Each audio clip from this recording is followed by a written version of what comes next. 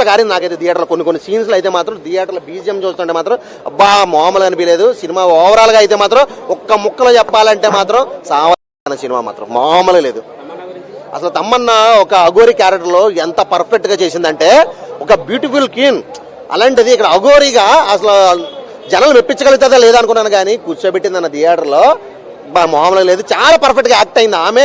ఈ క్యారెక్టర్కి ఆమె అయితేనే పర్ఫెక్ట్ అనిపించే రేంజ్లో ఆమె యాక్టింగ్ చేసింది. సినిమాకి బెస్ట్ యాక్టర్ అవార్డు ఆమె ఖచ్చితంగా కావాలి. సినిమాకి అంత బాగుంది.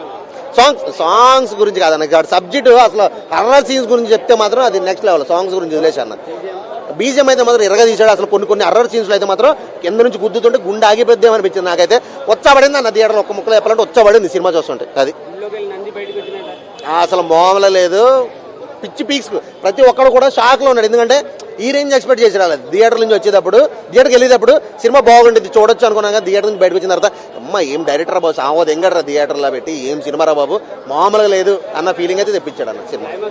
క్లైమాక్స్లో మాత్రం అసలు నెక్స్ట్ లెవెల్. అది ఊహించలేదు. కొన్ని మనం రివీల్ చేయకూడదు, ఎందుకంటే క్లైమాక్స్ సీన్స్ జనాలు చూడాలి కాబట్టి కొన్ని రివీల్ చేయకూడదు. కానీ సినిమా లాస్ట్ క్లైమాక్స్ అయితే మాత్రం అసలు నెక్స్ట్ లెవెల్ అంటే నెక్స్ట్ లెవెల్కి తీసిపోయాడు. సినిమా ఓవరాల్గా ఒక్క సీన్ అనే కాదు ప్రతి సీన్ కూడా హైలైట్ అని చెప్పొచ్చు సినిమాకి.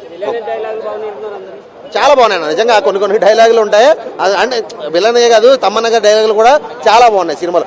ఏది ఇది తక్కువ అది తక్కువ అని లేదన్నా సినిమా ఓవరాల్గా A to Z డైలాగులు కానీ బీజిఎం కానీ అసలు అన్ని క్యారెక్టర్లు కానీ పర్ఫెక్ట్గా చేశారు. సినిమా మామూలు కాదు, బాక్స్ ఆఫీస్ బదులు కొడుతుంది సినిమా. డెఫినెట్గా అవుట్ ఆఫ్ 5కి 5 ఇచ్చేయచ్చాను సినిమాకి. 6 సినిమా. ఓకే అన్న.